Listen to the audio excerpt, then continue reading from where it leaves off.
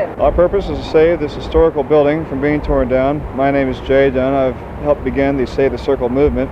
We would like to see the theater stay as a theater showing repertory films. It has quite a history behind it. Built in 1911, it is the oldest continuing operating theater in the Washington, D.C. area. In 1935, this Art Deco front was added, and in 1957, when Jim and Ted Pettis bought it, it started the history of Washington Repertory Theater. And we hate to see that go in place of an office building. We don't see why the office building can't be built over the theater and instead of on it. And also to have this theater instead of 5 of the tiny shoebox types. We feel a loss of this theater would be quite a loss to the area culturally. Well, I think the landmark application is as strong an application as one can have for a building like this. It's the oldest continuously operating movie theater in the city. It's the first repertory cinema in Washington. And the landmark application states very clearly what the landmark ordinance supposedly guarantees, that if a building has cultural significance under the laws of this city, it can be preserved. So if the review board reads the application on its merits, I think it's a strong application. The building may not be an architectural masterwork, it may not be to everybody's taste, but the landmark, the preservation ordinance indicates that if a building has cultural importance, then it can and should be saved. Now, whether that will or will not happen is another question. Beyond the landmark ordinance, I think that fortunately the nature of this building is such that you can accommodate some new construction on the site while retaining the theater. So it's mostly a question of how much publicity, how much civic organization, how much influence and that sort of thing can be exerted on the owners to encourage them to consider more imaginative alternatives than perhaps they've been willing to consider thus far. That's something we'll see in the days to come. The place was run haphazardly after the old man died, and it was never, it seems they never bothered to fix it up, clean it up, or paint it, or do anything. Just put bags and bags of popcorn in, and they were more interested in pushing their popcorn than doing anything to maintain the cosmetic appearance of the theater.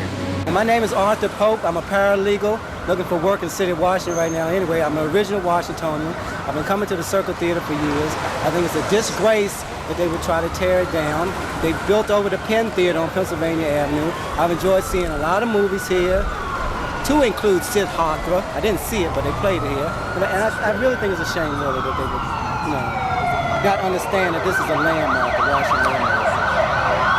Well, it's the least expensive place in town, and it has the best movies for the least money. What more can one ask? It's the only one of its kind. I don't think it's any secret to anybody that in general construction has gotten much lower quality, not only in aesthetics and quality such as the fine craftsmanship that goes into Art Deco, but also just the physical quality of the foundation of the walls. New theaters today, you can hear what's going on next door. This is a real theater of a real size, which is hard to find anymore. 600 seating. Has a nice interior.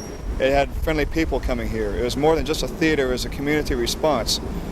It was such a special event to come down here and see the theater and its activity, and just before, or just instead of the film, for the entire experience itself. There's no way I'm going to give this book up, because if we don't succeed, it'll be the only thing. I mean, this is the best theater I've ever been to anywhere in the country, and I can't believe that they're going to take it down. Favorite double bill here, I think, has to be a draw between double feature consisting of Mr. Deeds Goes to Town and Mr. Smith Goes to Washington, both Frank Capra movies, and the other being, I believe it was Top Hat and Gay Divorcee, both with Astaire and Rogers. If you put a gun to my head and back me to the wall and forced me to choose my favorite double bill between those two, I guess I could, but right now it's pretty much a draw. Diva. That's only a single really? pill. Waiting for the other. I don't know what the double is. Yeah, I liked Romeo and Juliet, Zeffirelli's Romeo and Juliet. I just would wait until it came here every 6 to 8 months. I saw Day for Night here several times over a number of years.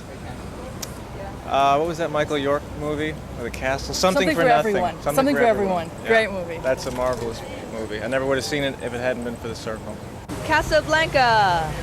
Blood-sucking fiends. The Last Picture Show. Last Picture Show. I wrote the script. Well, my favorite movie I probably saw here was, I guess, on July 24th, 1975, Steelyard Blues. And see Brewster McCloud was the double feature that night. That was a little strange, but Steelyard Blues was a philosophical point in my lifetime as a milestone.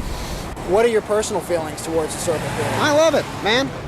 I've seen more movies here than I can possibly remember. It's a celebrated place, a cultural institution in and of itself. Good heavens.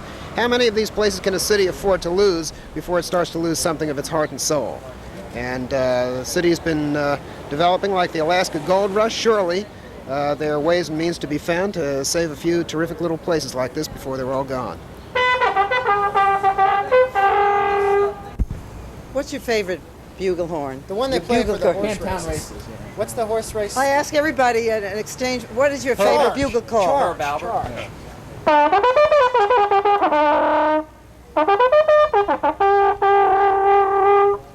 How's that? Wonderful. How's that for a piano player?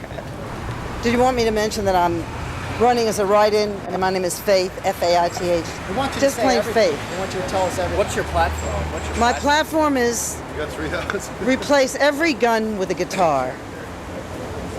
That's number one. Culture in the courts after 5. Now, all of the judges are really putting on some act, and those lawyers are really putting on an act. We get everybody from the jails and the schools and get acting classes, singing classes.